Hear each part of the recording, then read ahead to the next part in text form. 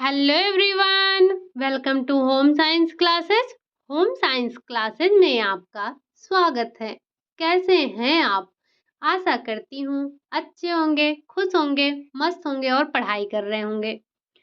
आपको पता है कि अभी तक हम देख रहे थे एक्सटेंशन एजुकेशन, प्रसार शिक्षा के बारे में हम पढ़ रहे थे। अभी जो लास्ट इस वीक जो हमारी क्लासेस हुई हैं, उसमें हमने मुख्य तौर पर कार्य की देखा था। हमने कुछ योजनाएं पढ़ी थी, पोषण से संबंधी योजनाएं पढ़ी थी। इसी के साथ साथ हमने बच्चों के यानी कि जो बालिकाएं हैं उनकी समाज में स्थिति सुधारने के लिए कुछ प्रोग्राम देखे थे, कुछ योजनाएं देखी थी। जिसमें से हमने ज़िक्र किया था जो आपका कस्तूरबा बालिका विद्यालय है, हमने उसके बारे में बात किया था।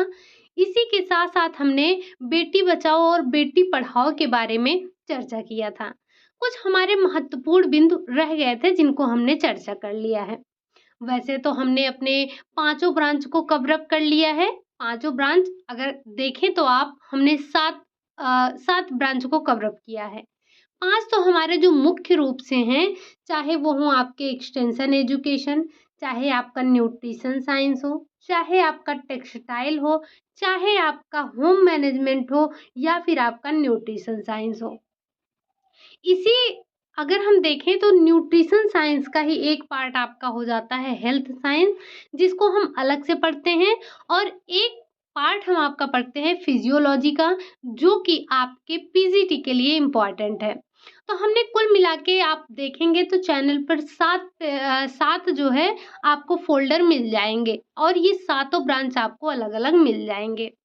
तो वैसे तो हमने टेक्सटाइल भी पढ़ रखा है, सीडी भी पढ़ रखा है, हमने सब कुछ पढ़ रखा है। लेकिन फिर भी कुछ बिंदु हमारे कह सकते हैं महत्वपूर्ण बिंदु हमारे रह गए हैं, जिनके बारे में हमें डिस्कस करना है। तो उसी के अपने जो टेक्सटाइल हमने पढ़ा था, उसी टेक्सटाइल में कुछ बिंदु हमारे रह गए थे, जिन्हें हमें डिस्कस करना है। वैसे तो अभी छोटे-छोटे कई बिंदु बचे हैं, हम धीरे-धीरे उन सभी पर डिस्कस करेंगे। लेकिन जो आज की हमारी क्लास है, वो होने वाली है फैशन के बारे में। यानी कि आज हम देखेंगे कि ये जो हमारा फैशन है, फैशन का डेवलपमेंट कैसे हुआ? फैशन आज एक बहुत बड़ी कह सकते हैं बहुत बड़ा व्यवसाय बन चुका है। इस व्यवसाय में आपको डिज़ाइन, निर्माण, वितरण, विपणन, विक्रय, विज्ञापन, प्रसार, प्रकाशन और परामर्श के क्षेत्र में भी आपको लाखों करोड़ों लोग रोजगार प्राप्त कर रहे हैं। और फैशन जो है, फैशन डिज़ाइन को समझने के लिए फैशन की प्रकृति और उसके काम करने के जो तरीके हैं, परंपरागत जो भी तौर तरीके हैं, करने के ढंग को समझना बहुत ज़रूरी है। तो सबसे पहले हम बात करेंगे कि ये हमारा जो फैशन है, ये डेवलप कैसे हुआ? सबसे पहले तो आप फैशन का अर्थ समझिए कि जो ये फैशन वर्ड है, इसका मीनिंग क्या है? यानी कि फैशन क्या होता है?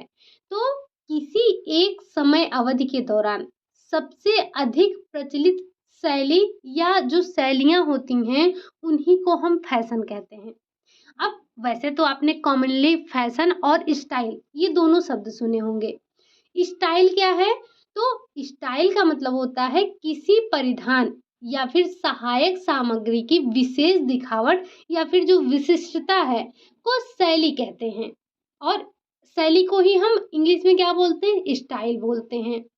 समय के अनुरूप फैशन में शैली बदलती रहती है, लेकिन विशिष्ट शैलियाँ हमेशा कायम रहती हैं। इसी में आपका एक आता है, जैसे हम कहते नहीं ये क्लासिकल है, तो जो क्लासिकल होता है, क्लासिकल शैली का मतलब ये होता है ऐसी शैली जो कभी पूरी तरह आपके प्रचलन से बाहर नहीं जाती हैं। जैसे आपने क्लासिकल डांस का नाम सुना है, कुछ क्लासिकल व्यंजन होते हैं, कुछ क्लासिकल वस्त्र होते हैं, तो ऐसे कुछ ऐसे जो चीज़ें होती हैं जो कि कभी कभी फैशन से बाहर जाती ही नहीं है, या हम कह सकते हैं वो अप्रचलन में नहीं आती हैं, तो वो आपका क्लासिकल कहलाती हैं।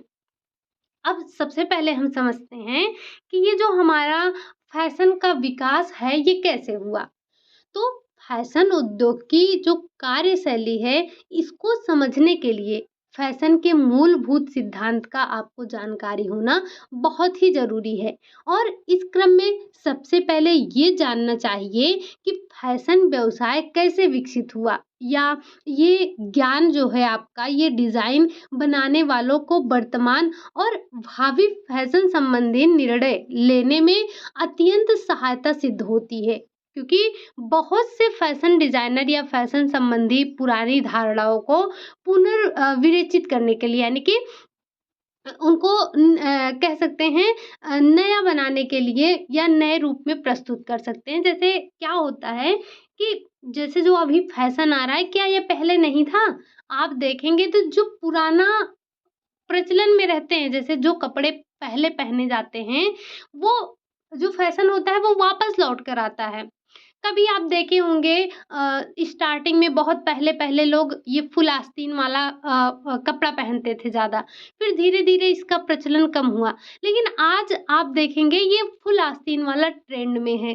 कभी आप देखेंगे जो ये कुर्ता होता था, कुर्ता नहीं, जो सलवार होता है, सलवार कभी देखते थे कि सलवार और कुर्ता है, तो अभी कुछ समय पहले देखेंगे तो लॉन्ग वाला कुर्ता जो होता था वो, और जो खुला वाला होता है कुछ इस तरह का जो सलवार होता है, पैंट टाइप का, ये अभी ज़्यादा फ़ैशन में है।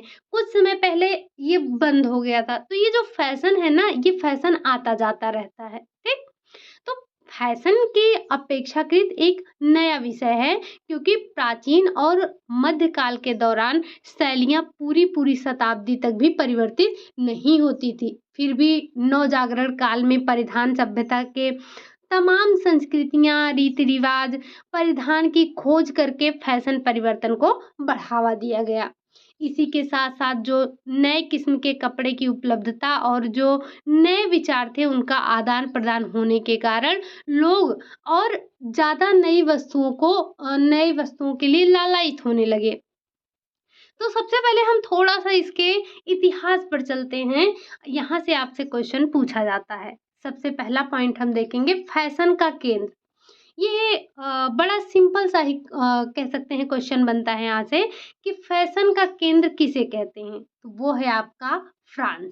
अब थोड़ा-सा इसके बारे में कह सकते हैं, यहाँ से आपसे अच्छे खासे क्वेश्चन पूछे जा चुके हैं। तो थोड़ा-सा इन्हें आप ध्यान में रख कर चलिएगा। अच्छे से इनको अगर हो सके तो नोट डाउन भी कर लीजिएगा, ठीक? अंतरराष्ट्रीय फैशन जगत में फ्रांस का प्रभुत्व 18वीं शताब्दी की शुरुआत में प्रारंभ हुआ। ये जो फैशन जगत में जो फ्रांस का प्रभुत्व है, यानी कि फैशन जगत में, अंतरराष्ट्रीय फैशन जगत में फ्रांस का प्रभुत्व 18वीं शताब्दी की शुरुआत से प्रारंभ हुआ। औद्योगिक क्रांति से पूर्व लोग दो प्रमुख वर्गों में बटे हुए थे। एक था आपका गरीब वर्ग और दूसरा था अमीर वर्ग। इसमें से केवल अमीर लोग ही फैशन युक्त कपड़े खरीदने में समर्थ थे, क्योंकि जो नया-नया कपड़ा आया रहता है वो महँगा रहता है। अभी भी आप देखेंगे तो जो जैसे नए कपड़े जब मार्केट में आते हैं तो एक बार वो कितने महँगे होते हैं, लेकिन फिर धीरे-धीरे उनका रेट जो है वो गिरता चला जाता है। तो जब पहले नया फैशन आता था, नए फैशन के, यानी कि नए-नए वस्त्र आते थे, नए डिज़ाइन के, नए फैशन के, तो ये गरीब लोग नहीं ले पाते थे। लेता कौन था? तो अमीर लोग ही इस फैशन वाले कपड़े को खरीद पाते थे। फिर 18वीं शताब्दी के अंत तक सम्राट लुईस 14वें के कोर्ट के सदस्य अपनी रुचि को प्राथमिकता देते हुए धीरे-धीरे दिशादाता बन गए और पेरिस को यूरोप की फैशन राजधानी बना दिया। थोड़ा-सा इस पॉइंट को ध्यान रखिएगा, ये क्वेश्चन आपसे पूछा गया है कि फैशन की राजधानी किसे कहते हैं? तो पेरिस को कहते हैं, ठीक? यूरोप की फैशन की जो राजधानी है उसे पेरिस को कहते हैं। अब इस समय फ्रांस में बहुत से जो शहरी शाही थे या शहरी शाही कोर्ट थे, उनको रेशमी वस्त्र, रिबन और लेस भेज रहे थे, क्योंकि सम्राट जो लुईस थे आपके, इन्होंने राष्ट्रीय अर्थव्यवस्था को मजबूत करने के लिए कपड़े का व्यापार, विलासिता का सामान और कलात्मक उद्योग को शाही कोर्ट के नियंत्रण में ले लिया था। अब ये जो आपका शाही परिवार है, शाही परिवार में भरपूर समर्थन मिलने और वहाँ रेशम उद्योग के विकास होने के कारण फ्रांस जो है आपका, ये फैशन का केंद्र बन गया। और परिधान निर्माण की कला को जो परिधान निर्माण करते हैं, इस परिधान निर्माण की कला को कुटूर कहा जाता है। जबकि जो इसका डिज़ाइनर होता है या जो वहाँ का पुरुष डिज़ाइनर होता है उसको कुटूरियर, और जो महिला डिज़ाइनर होती है उसको कुटूरियरे के नाम से जानते हैं। इस पॉइंट को आप थोड़ा-सा ध्यान रखिएगा, महिला और पुरुष को क्या बोलते हैं? ये आपसे पूछा जा चुका है, ठीक? अब सिलाई मशीन की बात कर लेते हैं। जैसे ये आपने देखा कि जो परिधान पुरुष डिज़ाइन करते हैं उनको कुटूरियर बोलते हैं, और जो महिलाएँ करती हैं उनको कुटूरियरे बोलते हैं, ठीक? अब इसके बाद क्या हुआ? इसके बाद औद्योगिक क्रांति ने वस्त्र निर्माण और परिधान उत्पादन को जो प्रौद्योगिक उन्नति थी इसकी शुरुआत की। विकास के कारण कम समय में अधिक वस्त्र का निर्माण होने लगा। इसी काल में काटने वाला जो मशीन है आपका, और जो काटने वाला यंत्र और जो मशीन कारपों का आविष्कार हुआ, और इसी कारण अमेरिका में वस्त्र निर्माण उद्योग का विकास हुआ। अब तेजी से बढ़ते व्यापार और उद्योग के मध्य वर्ग जो मध्यम वर्ग था कह सकते हैं, उसका जन्म हो गया।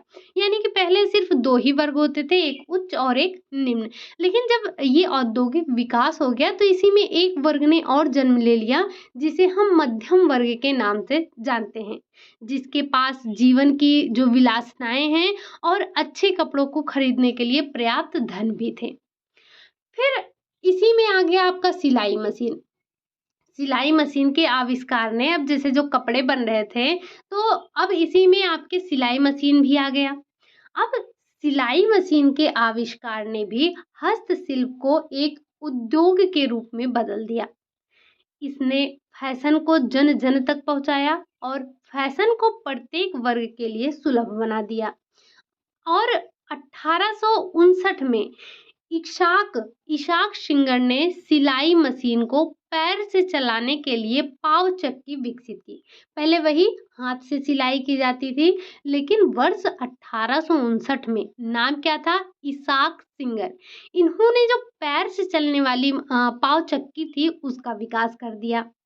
अब जब इन्होंने पाव से चलने वाली जो चक्की है उसका विकास कर दिया, तो इससे कपड़े हाथों से नहीं सिलने पड़ते थे। शुरुआत में सिलाई मशीन का उपयोग युद्ध के समय जो सैनिक थे उनकी वर्दी बनाने के लिए किया जाता था।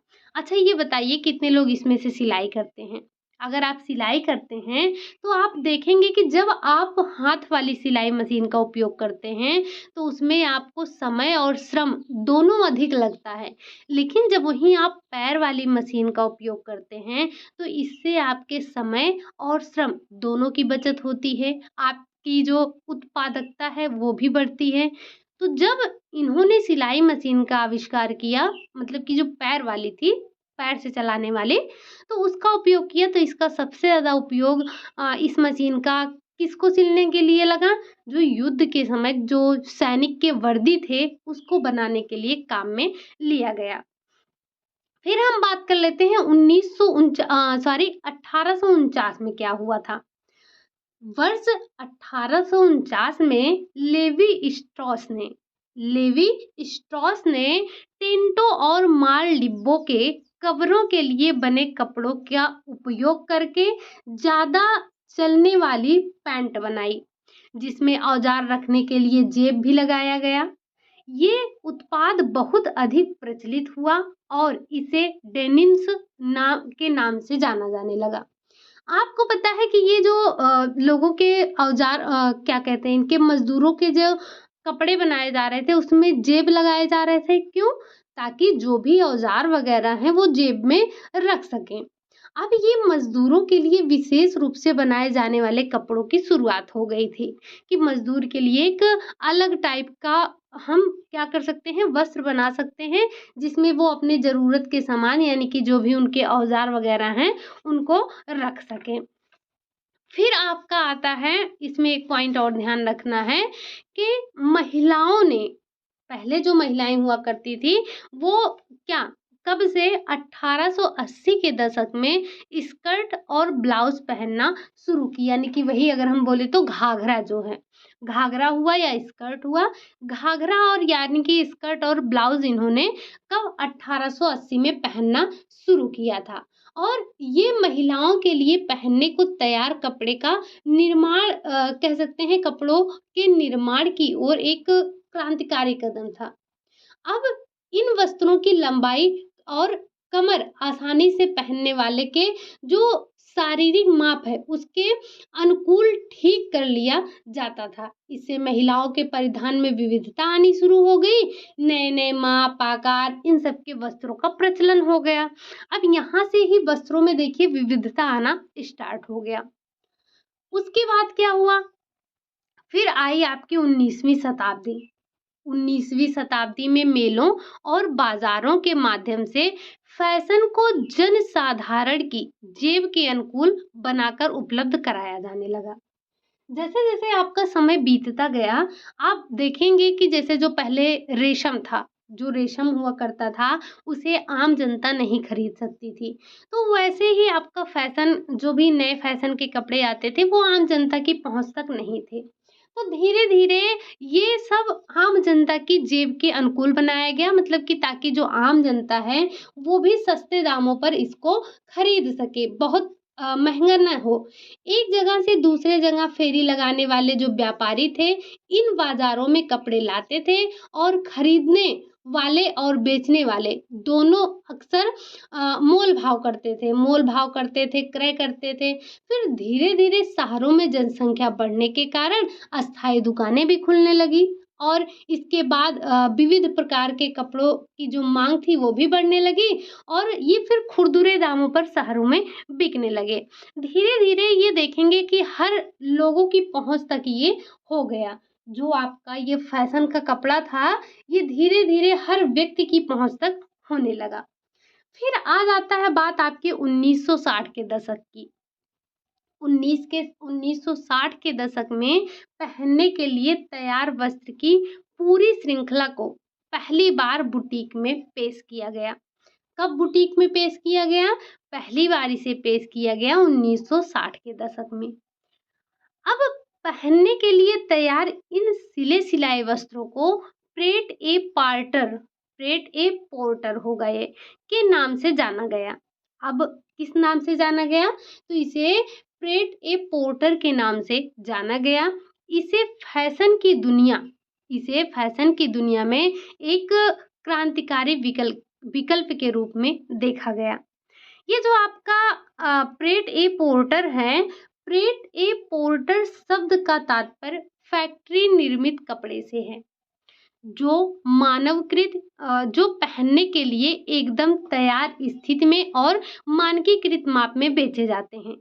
पहली बार प्रेट ए पोर्टर की शुरुआत का श्रेय फ्रांसीसी कुटूर, यानी कि जो कुटूरियर जो हैं, यानी कि कह सकते हैं पुरुष था, ये पुरुष डिजाइनर था, यवेस सेंट लॉरेंट को दिया गया। इन्होंने ही सबसे पहला ये जो आप कह सकते हैं पहली बार प्रेट ए पोर्टर की शुरुआत इन्होंने ही की थी। ठीक, तो ये आपने थोड़ा सा कह सकते हैं फैशन के इतिहास को समझा, किस तरह से पहले धीरे धीरे फैशन आया।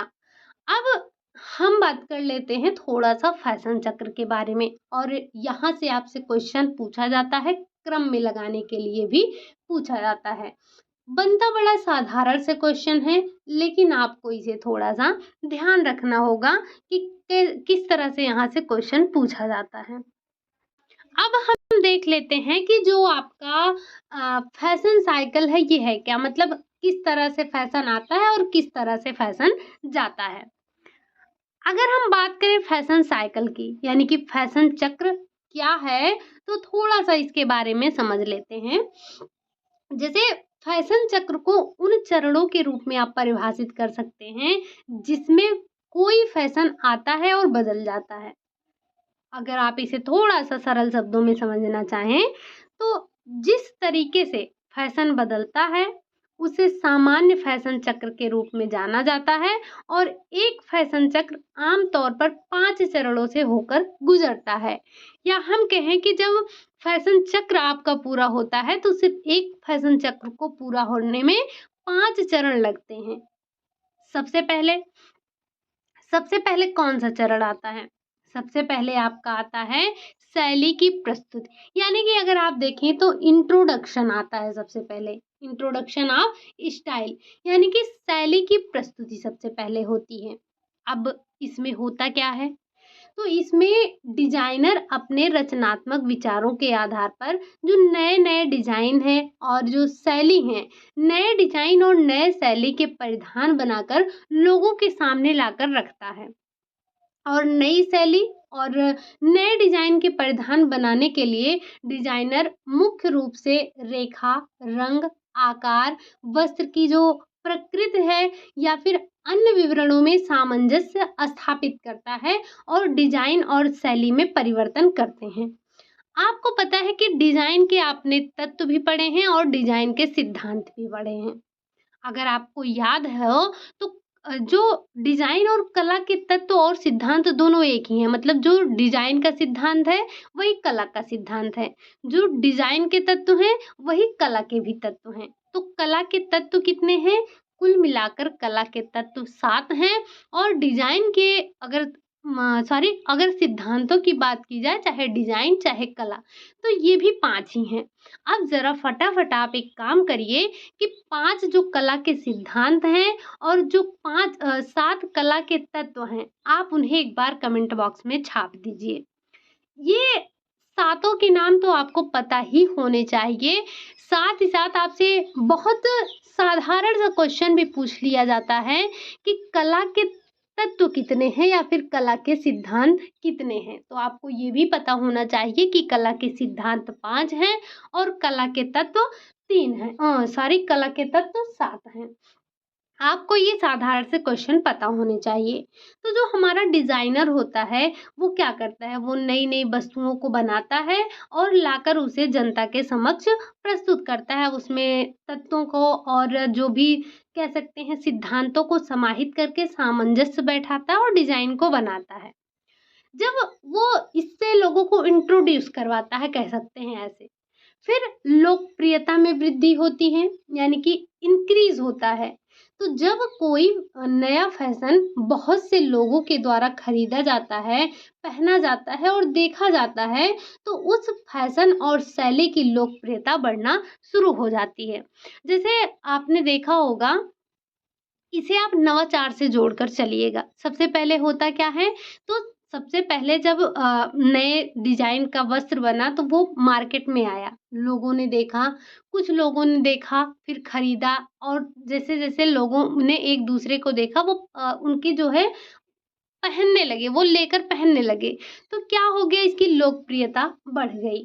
तो जब कोई नया फैशन बहुत सारे लोगों के द्वारा खरीदा जाता है, पहना जाता है, देखा जाता है, तो उसे फैशन की शैली में लोकप्रियता में वृद्धि होती है। ठीक?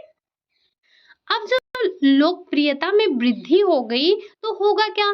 फिर होगा लोकप्रियता में कमी। लोकप्रियता की प्रकाष्ठा होगी। प्रकाष्ठा यानी कि पीक पर होगा। जब पीक पर कब होगा? तो जब कोई फैशन लोकप्रियता के शिखर पर होता है, मतलब ज़्यादा से ज़्यादा लोग इसको पहनते हैं, ज़्यादा से ज़्यादा लोग, जितनी अधिक उसकी माँग इतनी अधिक लोगों तक हो जाती है कि बहुत से जो निर्माता हैं उसकी नकल करते हैं या विभिन्न मूल्य स्तरों पर उसके रूपांतरण का उत्पादन करने लगते हैं, तो यही आपका कहलाता है peak load. Peak of popularity कहलाता है। ये पीक का नाम सुनकर आपको कुछ याद आया क्या? क्या आपने कहीं पर पीक लोड का नाम सुना है? अगर सुना है तो कहाँ सुना है और ये पीक लोड है क्या? वैसे आप इतना लंबा चौड़ा तो नहीं बताएँगे, इतना मुझे पूर्ण विश्वास है। बस आप मुझे ये बताइएगा पीक लोड क्या होता है? ठीक? ये क्या है? पीक लोड आपका क्या है? फिर आपने देखा लोकप्रियता में कमी, यानी कि डिक्लाइन होना शुरू हो जाएगा। जब लोकप्रियता में कमी का क्या मतलब हो गया कि जब किसी प्रचलित फैशन तथा शैली के परिधानों का विभिन्न निर्माताओं के द्वारा भारी संख्या में उत्पादन और विक्रय शुरू हो जाता है, तो फैशन प्रिय व्यक्ति उस शैली से ऊब जाता है।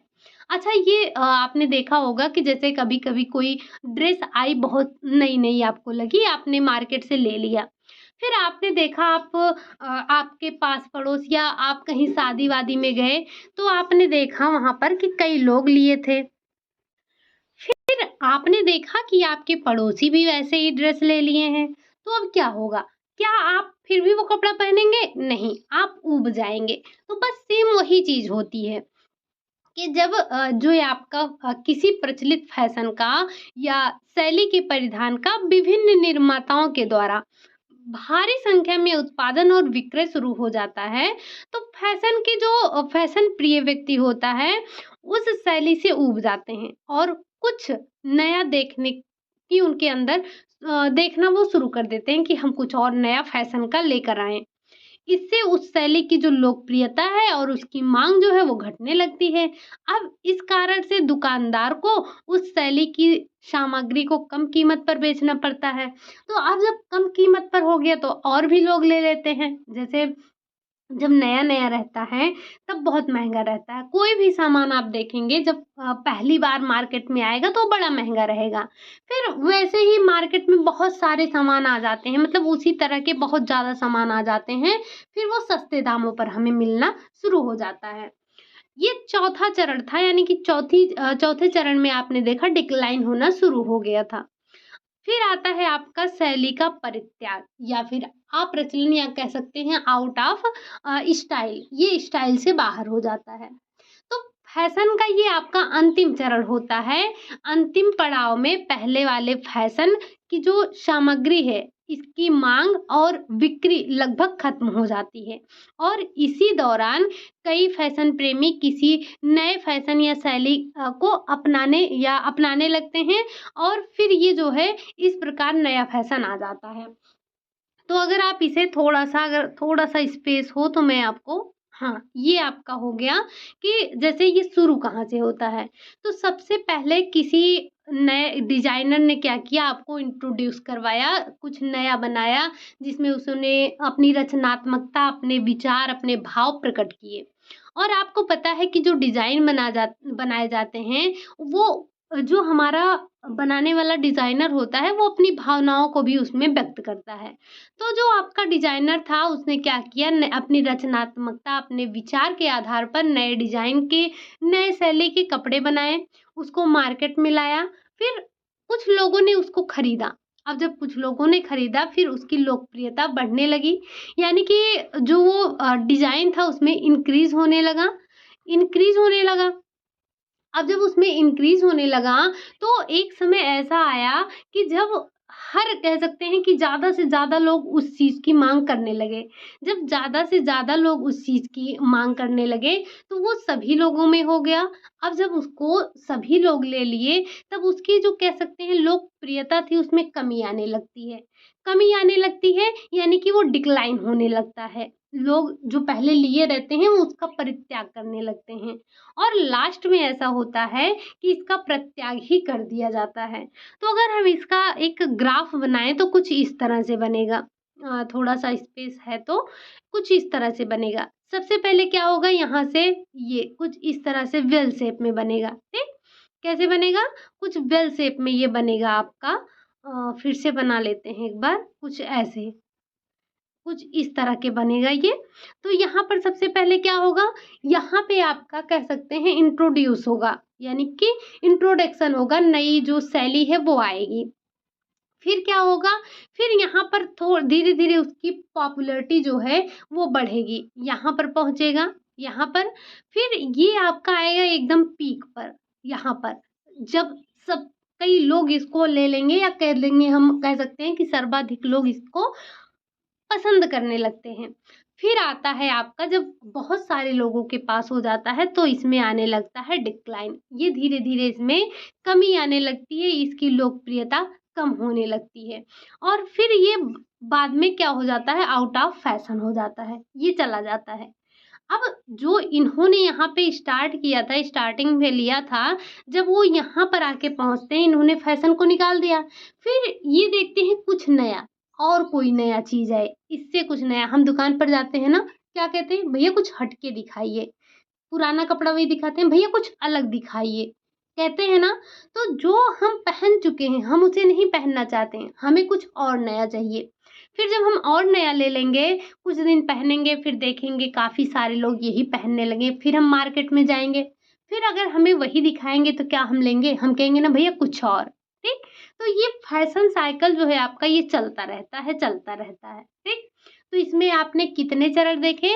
आपने मुख्य तौर पर 5 चरणों की ज़िक्र किया था, और इन पाँचों चरणों को आप क्रम में ध्यान रखेंगे। अच्छा ये बताइए, ये जो आपने वेल शेप देखा, इससे आपको कुछ और याद आया? आपने एक पीक लोड का नाम सुना था, यहाँ पर जो पढ़ रहा था, ठीक? ये ज़रा आप मुझे बताएँगे कि पीक लोड होता क्या है? बाकी हम एक बार फिर से इसके चरणों को देख सकते हैं, तो यही 5 बिंदु आपको यहाँ से ध्यान रखना है।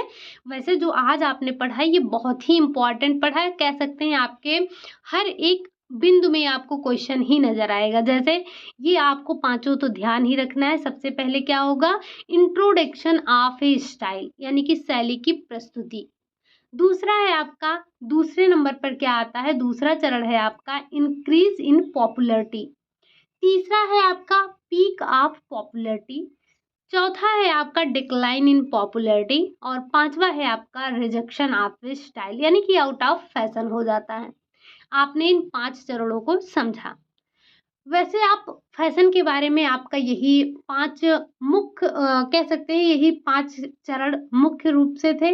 बाकी इसी के साथ-साथ आपको ध्यान क्या रखना है, इसी के साथ में आपको फैशन का विकास कैसे हुआ, इसमें आपके जितने भी बिंदु दिए गए हैं, ज़रा हम एक बार उन पर मैं अंडरलाइन कर देती हूँ। आप उन्हें एक बार नोट डाउन ज़रूर कर लीजिएगा। बड़े ही इम्पोर्टेंट हैं और ये बहुत ही मेहनत से मिलते हैं, तो प्लीज़ आप लोग इन्हें एक बार नोट डाउन कर लीजिएगा। अगर आपको सच में एग्ज़ाम वगैरह देना है तो। क्वेश्चन भी हम संडे को इससे रिलेटेड करेंगे, तो आपको परेशान होने की ज़रूरत नहीं है। आप देखेंगे आजकल जो क्वेश्चन पूछे जा रहे हैं, मैं आपसे इसीलिए बार-बार कहती हूँ कि आपको बुक पढ़ना बहुत ज़रूरी है। क्योंकि जो हम यहाँ पर, जैसे आप ये देखेंगे, अभी जो हमने अभी चरण 5 पढ़े, हमने क्या किया? हमने सिर्फ़ और सिर्फ़ आपको वही पाँचों चरण तो बता दिए, 5 चरण बताए। एक बार आप देख लीजिए कि कौन-कौन से क्वेश्चन पूछे जा चुके हैं। जो क्वेश्चन आजकल पूछे जा रहे हैं, आपको शताब्दी से लेकर भी पूछे जा रहे हैं कि किस शताब्दी में इसका आविष्कार हुआ, किस शताब्दी में ये प्रचलन में आया। तो इसीलिए मैंने इसको भी इंक्लूड कर लिया है कि अगर आपसे कभी फैशन के बारे में भी पूछा जाए कि फैशन जगत में फ्रांस का प्रभुत्व कब आया, तो आप बता सकें कि 18वीं शताब्दी के प्रारंभ में आया। बाकी आप यहाँ से इस पॉइंट को ध्यान रखेंगे, और यहाँ से कुछ पूछा नहीं गया था। हाँ, और आपको ये ध्यान रखना है कि ये आपसे पूछा जा चुका है कि फ्रांस की जो राजधानी है, यानी कि यूरोप की फैशन राजधानी किसे कहते हैं? तो वो आपका है फ्रांस, ठीक? पेरिस है। और अगर पूछा जाए फैशन का केंद्र क्या है, तो वो आपका फ्रांस, आपको ध्यान ही रखना है। साथ ही साथ यहाँ से ये क्वेश्चन आपने देख लिया।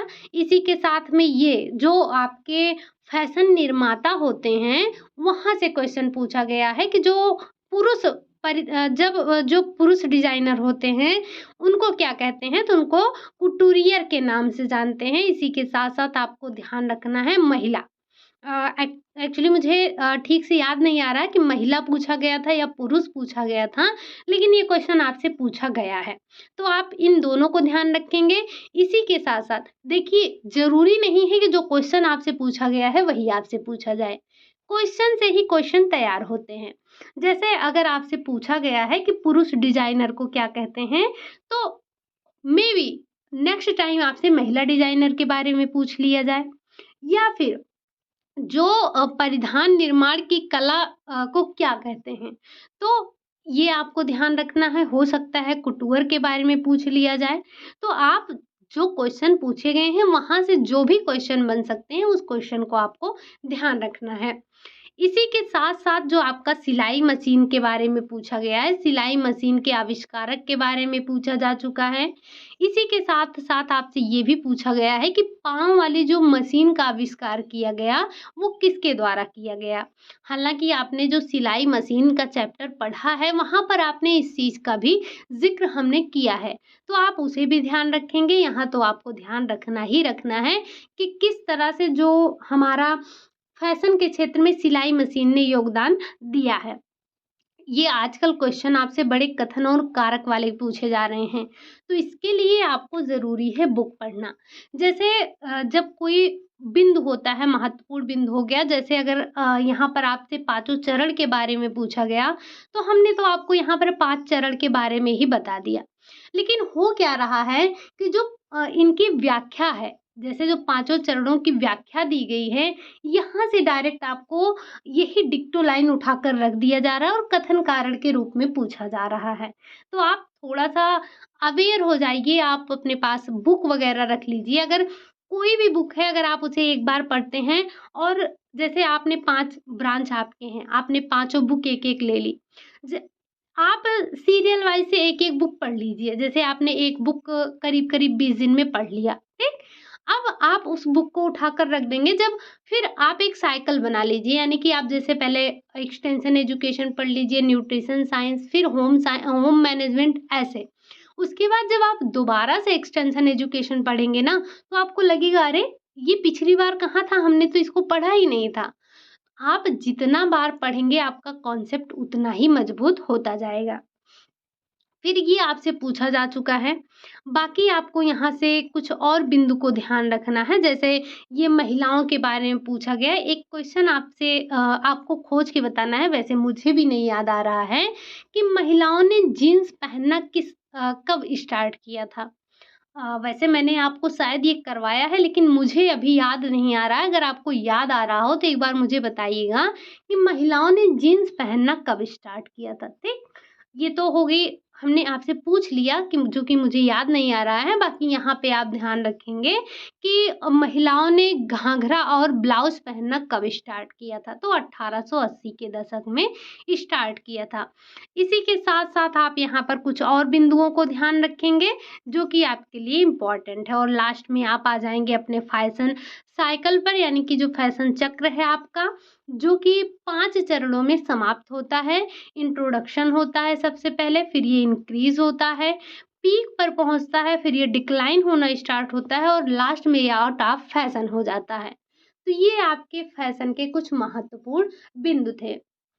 अच्छा, अगर आपको याद हो तो एक क्वेश्चन आपसे पूछा गया था फेड के बारे में, यानी कि ये फेड क्या है? फेड क्या है?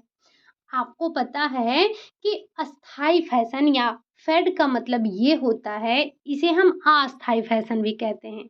इसे आप फेड बोलें या अस्थाई फैशन बोलें, तो अस्थाई फैशन का मतलब होता है ऐसे फैशन से जो बहुत ही कम समय के लिए प्रचलन में आता है और चला जाता है। जैसे केवल किसी विशिष्ट मौसम के दौरान जो प्रचलित फैशन होता है, वो इसके अंतर्गत आता है। अब इस प्रकार के फैशन के जो डिज़ाइन इतने प्रभावी नहीं होते हैं कि ग्राहक को लंबे समय तक ये आकर्षित कर सकें।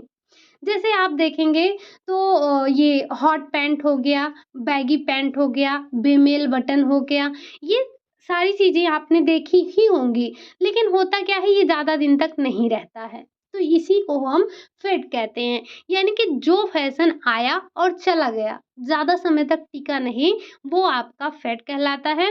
और इसी में आपने एक शब्द हमने स्टार्टिंग में ही चर्चा किया था, जिसका नाम था क्लासिकल। क्या था? क्लासिक। क्लासिक क्या है? तो इसे हम चिरकालिक भी कह सकते हैं। चिरकालिक का मतलब, चिरकालिक का मतलब ऐसा कह सकते हैं, ऐसी शैली जो कभी भी पूरी तरह से आपके फैशन से बाहर नहीं जाती है, या हम कह सकते हैं प्रचलन से ये बाहर नहीं जाती है और फिर ये बहुत लंबे समय तक प्रचलन में लगभग बनी रहती है। तो ऐसे डिज़ाइन की जो कह सकते हैं कि जो चिरसम्मत या फिर जो क्लासिक है, डिज़ाइन की सादगी ही उसकी विशिष्टता होती है, जो इतने आसानी से हटाने या फिर पुराना नहीं होने देती है। इसमें आप कैसे उदाहरण कैसे समझ सकते हैं? जैसे आपका हो गया सूट हो गया, साड़ी हो गया और ब्लेज़र हो गए, जैकेट हो गए, ये पोलो शर्ट वग़ैरह हो गए या कोई भी सूट हो गया, तो ये सारे आपके क्लासिक के अंतर्गत आते हैं ना। अब ऐसा तो नहीं हो सकता कि साड़ी बंद ही हो जाए। क्या साड़ी बंद हो जाएगी? क्या लोग सूट पहनना बंद कर सकते हैं? ये कोट पैंट पहनना बंद कर सकते हैं? ये आपने देखा होगा, ये सारे हमारे क्या होते हैं, क्लासिक होते हैं। तो ये सारी चीज़ें नहीं बंद होती हैं और जो चीज़ें एकदम से प्रचलन से बाहर नहीं जाती हैं, वही आपकी क्या होती हैं, क्लासिक। तो आज आपने 4 टर्म मुख्य रूप से समझे थे, जिसमें आपका फैशन आता है, स्टाइल क्या है, फेड क्या है, क्लासिक क्या है, ठीक? इन चारों पॉइंट को ध्यान रखिएगा और ये चारों के चारों आपसे क्वेश्चन में पूछे जा चुके हैं। क्वेश्चन के फॉर्म में ये चारों बन चुके हैं, तो थोड़ा-सा आप इन चीज़ों को भी ध्यान रखिएगा, ठीक? बाकी हमें जो चर्चा करनी थी फैशन के बारे में हमने चर्चा कर लिया है और जो भी महत्वपूर्ण बिंदु थे हमने उनको नोट डाउन करने की पूरी कोशिश की है। चलिए फिर आज के लिए हम यही इतना रखेंगे। क्लास आपको कैसी लगी? अगर अच्छी लगी हो तो लाइक करिएगा, चैनल पर नए हैं तो सब्सक्राइब करिएगा, साथ ही साथ कमेंट करिएगा जो भी क्वेश्चन आपसे पूछा जाता है। मैं हर दिन आपसे कोई ना कोई क्वेश्चन पूछती रहती हूँ, लेकिन अच्छी बात ये है कि 1-2 लोग जो है आंसर देते हैं और दुःख की बात ये है कि बहुत से ज़्यादा लोग क्वेश्चन नहीं देते हैं, ठीक? तो अगर हो सके आपके हाथों को तकलीफ ना हो, उँगलियों को तकलीफ ना हो, तो आंसर दे दिया कीजिए, ठीक? चलिए फिर आज के लिए यही इतना रखते हैं। आप में से जिन लोगों ने भी टेलीग्राम जॉइन नहीं किया है, टेलीग्राम जॉइन कर सकते हैं। वहाँ पर आपको कुछ न कुछ बिंदु दिए जाते हैं जो कि आपके लिए इम्पोर्टेंट होते हैं। तो एक बार आप टेलीग्राम जॉइन कर लीजिए, लिंक आपको डिस्क्रिप्शन में मिल जाएगा। तो जो भी वहाँ पर आपको पेज वगैरह भेजे जाते हैं, उन्हें एक बार प्लीज़ पढ़ लिया कीजिए और रात में 9 बजे क्विज़ होती है, तो उस क्विज़ को भी आप आसानी से सॉल्व करके और अपनी तैयारी को और भी मजबूत बना सकते हैं। चलिए फिर मिलते हैं नेक्स्ट क्लास में, तब तक के लिए बाय बाय, टेक केयर।